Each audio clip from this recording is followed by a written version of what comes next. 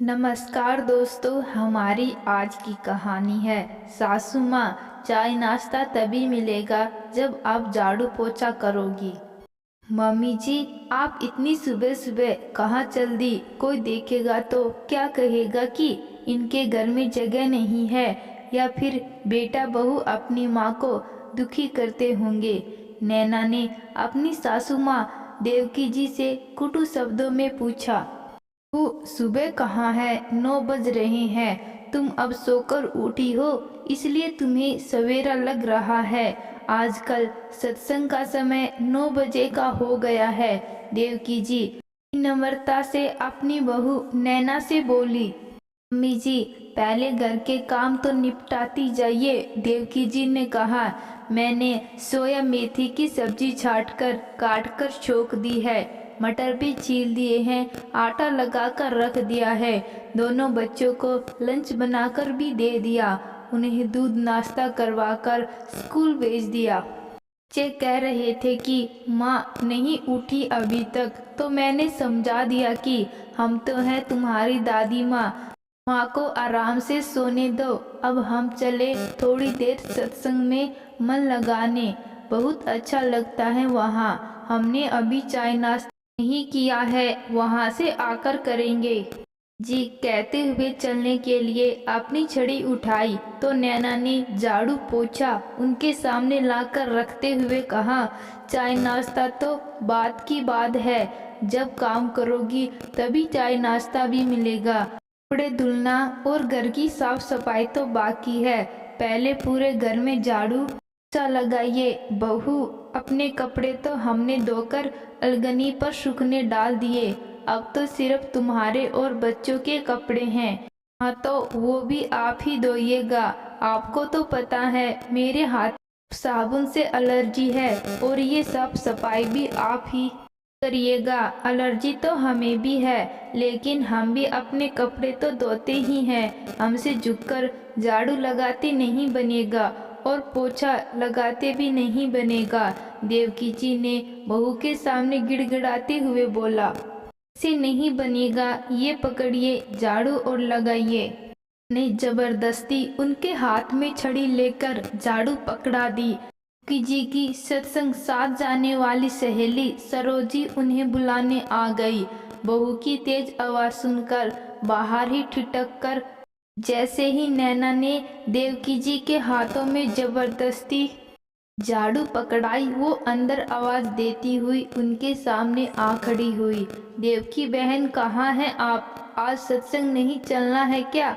समय देखा है, 9:30 बजने जा रहे हैं। आपका इंतजार देख रही थी, लेकिन जब आपको देर देखी तो देखने चली आई कि आपको देर हो रही है। फिर उनके हाथ में झाड़ू देखकर चौंकते हुए बोली, बहन, अब आपकी ये उम्र तो नहीं रही कि घर का झाड़ू पोछा करे। कल ही तो आप कह रही थी कि आपकी कमर और घुटनों में असहनीय पीड़ा होती है, आपको चलने फिरने में भी तकलीफ होती है। इसे किनारे रखिए और चलिए मेरे साथ। आज सत्संग में सबको अपनी अपनी बेटे बहुओं के बारे में बताना है कि उनके बेटे बहू उनके साथ कैसा बर्ताव करते हैं। जो गलत करते हैं उनके लिए भी बहुत बढ़िया सुझाव मिलेगा। सरोजी कहने लगी, और बहुरानी, देवकी बहन के पास तो एक ही बेटा है और 4 बेटियां हैं। कम से कम अपना दुख दर्द कहने के लिए बेटियां तो हैं, लेकिन तुम्हारे तो 2-2 बेटे हैं। मतलब तुम्हें ऐसे ही प्रताड़ित करने के लिए 2-2 बहुएं आएंगी। तुम्हारे पास तो कोई बेटा भी नहीं है अपना दुख दर्द कहने के लिए, और फिर जो करोगी भोगोगी भी तो तुम। इसलिए अपनी वृद्ध सास को इतनी दुखी मत करो कि किसी समय उनके मन से निकली आह सच में लग जाए। सरोजी ने देवकी जी की तेज तर्रार बहू नैना को सुनाने के लिए ये बात कही, और देवकी के हाथों में झाड़ू लेकर छड़ी पकड़ाई और तेजी से उनका दूसरा हाथ पकड़कर बाहर निकल गई।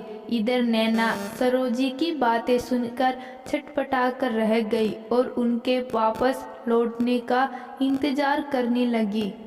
देवकी बहन, आप इतना क्यों डरती हैं अपनी बहू से? और आपका बेटा, वो भी कभी कुछ नहीं कहता, इसे शर्म आती है ऐसी औलाद पर? हमारा बेटा बहुत अच्छा है, उसे इन सब बातों के बारे में कुछ नहीं पता रहता। तो ये आपकी गलती है देवकी बहन, इतना सीधा होना किस काम का? बहू आपको प्रताड़ित करती है और तुम चुपचाप सहती रहती हो। मैं होती तो सबक जरूर सिखाती। हम कर भी क्या सकते हैं बेटा, बाहर रहता है। सरोज बहन, आज तक किसी से नहीं कहा, लेकिन आज तुमसे कुछ बताना चाहती हूँ। तुम कह रही थी ना कि आप अपनी बहू से कुछ कहती क्यों नहीं? मैं सिर्फ इसलिए उससे कुछ नहीं कह पाती क्योंकि मैं भी अपराध बोध में जी रही हूँ। हमने भी अपने बीते हुए कल में अपने सास ससुर और विधवा ननद को बहुत प्रताड़ना दी थी। अपने उन्हीं बुरे कर्मों का फल आज मिल रहा है। उन लोगों ने उस समय आहत होकर जो बदुआएं दी हैं, सब एक एक करके फलीभूत हो रही हैं। ये आज समझ में आ रही है कि सबको अपने अपने कर्मों का फल भोगना पड़ता है। कहते हुए देवकी जी रोने लगी। ये बात तो आपने बिल्कुल सही कही। सबको अपने अपने कर्मों का फल खुद ही भुगतना पड़ता है। आज आप भुगत रही हैं, आने वाले कल में आपकी बहू भी अपने बुरे कर्मों का फल भुगतेगी। लेकिन फिर भी आप उसकी बातों का विरोध किया करिए। आप अपने आप को कमजोर ना समझे, गलत बात का विरोध जरूर करे और अपनी बहू को ये एहसास जरूर करवाए कि आपने अपने बीते हुए कल में जो किया वो आप भुगत रही हैं। वो आज जो आपके साथ कर रही हैं, अपने आने वाले कल में वो ही जरूर भुगतेगी। मैं हमेशा आपके साथ हूँ। ये बातें करते करते सत्संग भवन आ गया। कहते हुए सरोज जी और देवकी जी अंदर चले गए।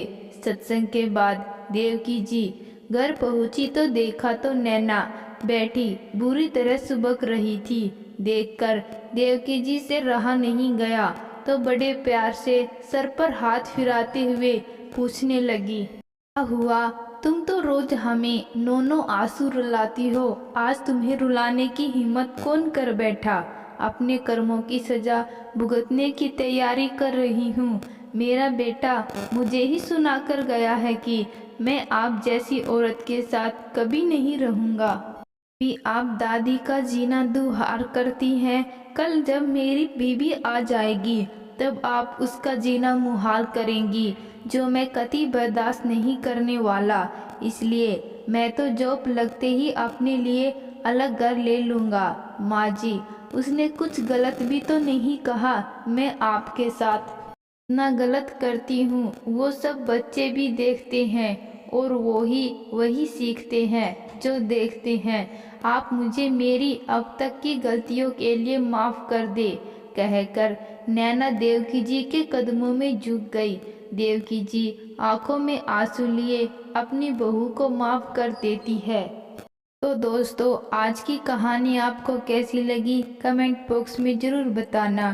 कहानी अच्छी लगी कहानी को लाइक शेयर और चैनल को सब्सक्राइब ज़रूर करें। धन्यवाद।